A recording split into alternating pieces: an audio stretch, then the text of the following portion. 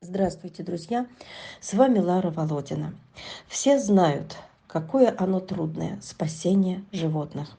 Бывают обстоятельства, перед которыми мы бессильны. Расскажу вам о замечательной, удивительной собаке Шерри, которой выпала тяжелая судьба.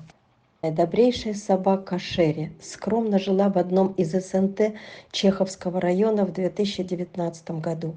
Ее любили дети. Родители были спокойны за своих детей, зная, что с ними это замечательное чудо-собака. Не обижали и другие собаки ее. Но даже такое шаткое призрачное счастье не может у собаки длиться долго. В то время работал в Чеховском районе отлов, типа приют Абинга с живодером Реутским. Попасть к нему собаке значит погибнуть.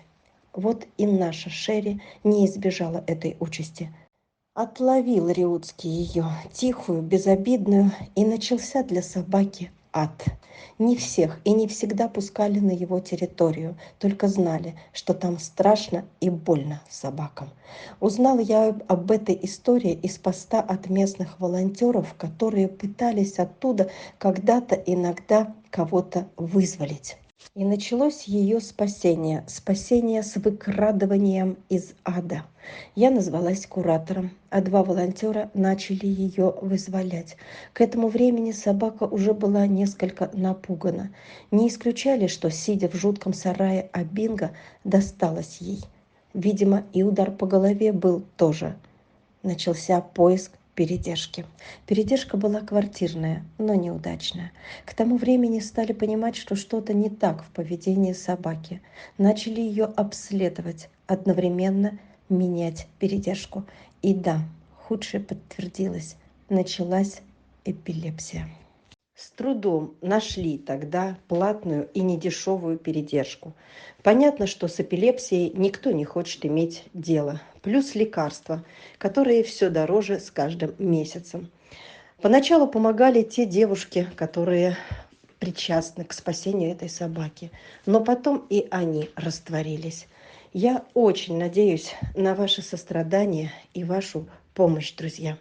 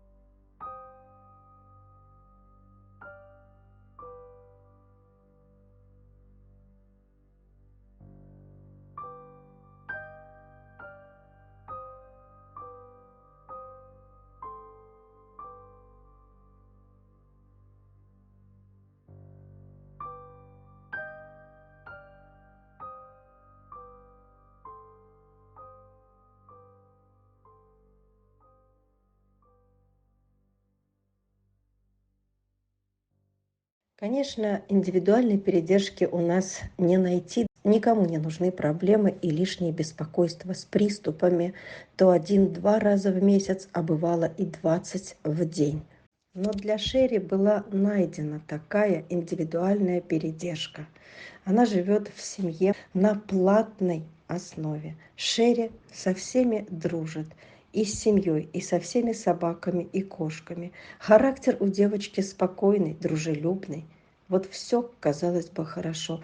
Но приступы эпилепсии портят жизнь. Эти приступы могут быть редко, а могут доходить до 20 в день. Шерри нельзя жить без лекарств. Ежедневно ей дают по 10 таблеток. Лекарства дорожают, и содержание становится все дороже и дороже. Шерри живет в квартире, живет на платной передержке. О ней заботятся, кормят, выгуливают. И когда нет приступов, то это радостная собака. Она с удовольствием играет с котами и хозяйской собакой. Но после приступа Шерри обессиленно лежит, не встает и не ест. Иногда она подолгу стоит в углу или бродит бесцельно по квартире, или утыкается в темноту. Когда-то на Фейсбуке под постом разные люди пытались по-разному рассудить, жить ей лучше или усыпить. Имеем ли мы право лишить Шерри жизни? Может, кто-то скажет свою точку зрения, свое мнение? Напишите.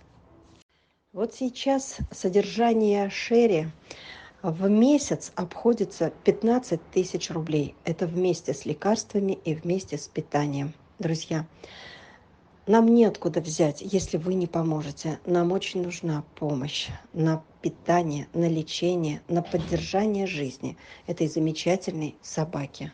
Помогайте, пожалуйста, им. У них никого нет, кроме нас с вами.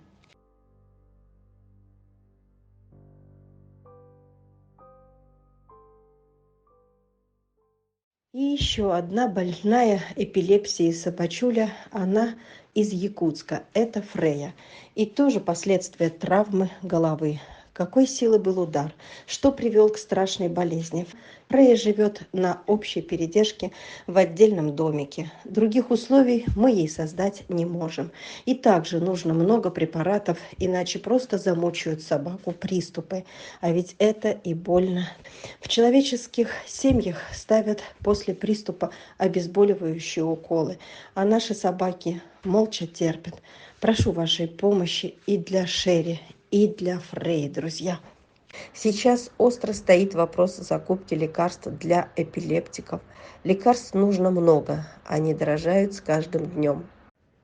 Друзья, я прошу вашей помощи для Шерри и Фреи, самых больных наших собак, которых мы не в силах вылечить, но которые очень хотят жить.